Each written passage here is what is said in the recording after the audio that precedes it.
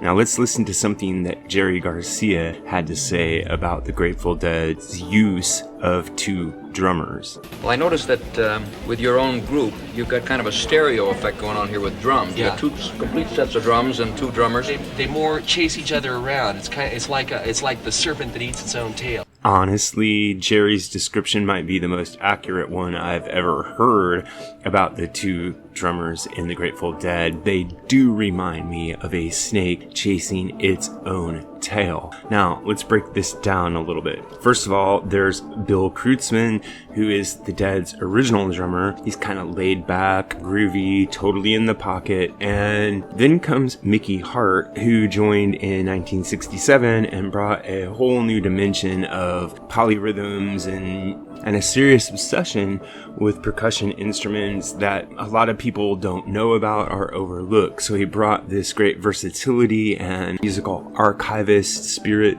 to the percussion section of the Dead. So it's almost like a straight timekeeper meets a jazz fusion player. And Mickey said that the first time they jammed together, he knew that Bill was the other half of his heartbeat. But Bill, on the other hand, said something like, well, I think it just clicked.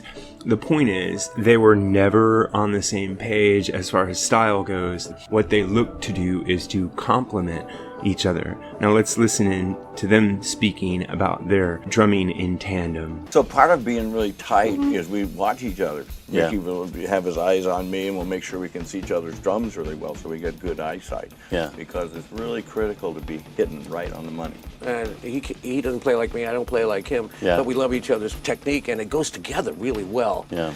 And then we just really like each other a lot, you know. It's just like, it's a kind of a chemical thing, you know.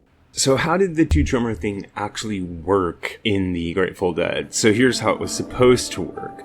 Bill was supposed to lay down the foundation and Mickey was supposed to layer on the textures.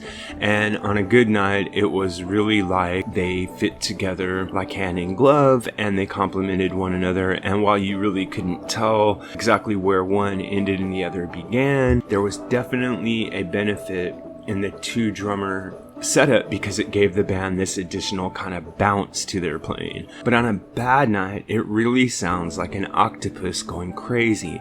It sounds like dice being shaken up in a cup.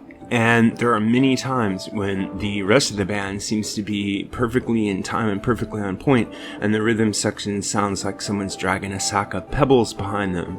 So when it worked, you got something incredible. But when it didn't, you got something that was kind of hard to follow and hard to stay interested in because of the fact that the rhythm is slipping all over the place. So for me, honestly, I don't always hear the benefit of having two drummers, and not just in the Grateful Dead, in other bands. And I've put a poll up in the members section for you to vote in on who you think is the best two drummer band, so be sure to check that out. Personally, I either don't hear a benefit from two drummers in most bands, or it feels cluttered and chaotic. So now I want to turn this whole question over to you, because I'm sure there's some drummers, I'm certain there are some deadheads, and there are definitely people out there who know more about this than I do from a technical or even aesthetic point of view. Why is it better to have two drummers in a band in any circumstance? And I don't mean a conga player and a drummer or a percussionist and a drummer. I mean two drummers with two kits like the Grateful Dead. I want you to tell me why this was a virtue for them, but also why is it a virtue in general? Because as I say, for me, there doesn't seem to be that much of a benefit. But let me know what you think down in the comments below and just let it rip. I want to know what I'm missing and why, to me, it seems like kind of a pointless exercise to have two drummers when any good band basically only needs one. This is what I think, but what really matters is what you think. So if you have an idea about this or any other topic connected to classic or contemporary music, please drop it in the section below and remember to like and subscribe. Thanks a lot. MusicGuru here, asking you to help us on our march to 10,000 subscribers.